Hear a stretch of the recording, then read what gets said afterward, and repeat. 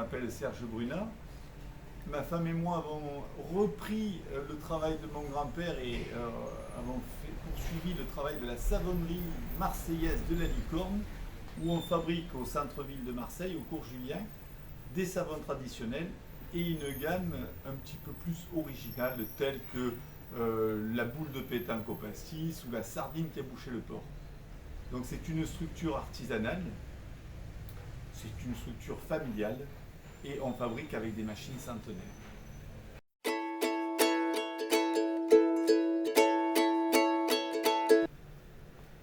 Alors nous sommes aperçus que beaucoup de gens avaient du mal au niveau accessibilité.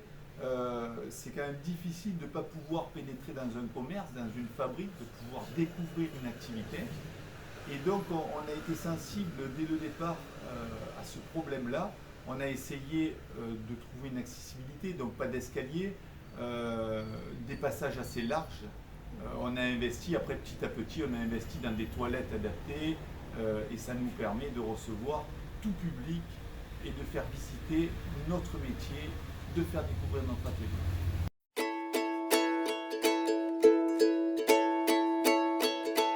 Alors d'une part, la première chose c'est l'accessibilité.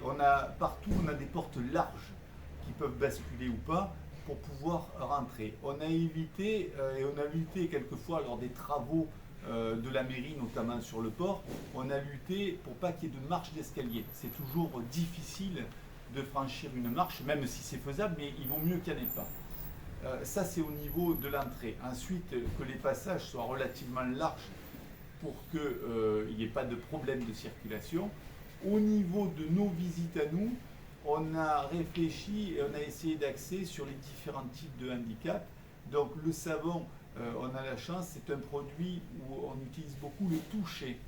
On utilise évidemment énormément l'odeur et on a travaillé sur les textes pour expliquer et faire découvrir en plus aux personnes qui sont malvoyantes. Donc on arrive à accueillir tout type de handicap.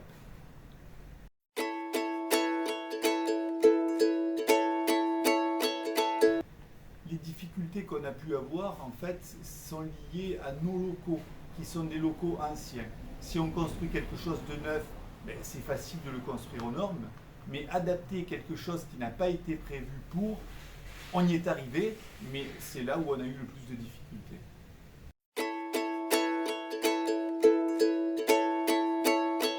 En fait, ce qui est important, c'est d'être vigilant au niveau, par exemple, des trottoirs. Souvent, les trottoirs sont encombrés. C'est terrible pour les gens à mobilité réduite. Et donc, la première chose, ce serait d'être vigilant à ce que les passages soient laissés libres. Au niveau, c'est pareil, des parkings.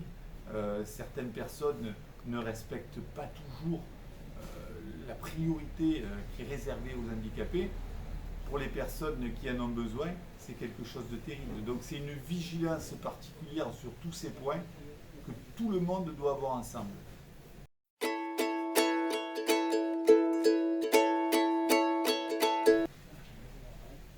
Pour améliorer et pour pouvoir recevoir et adapter les locaux pour des personnes qui sont handicapées, l'idéal c'est d'une part le bon sens, mais aussi de prendre conseil auprès de spécialistes.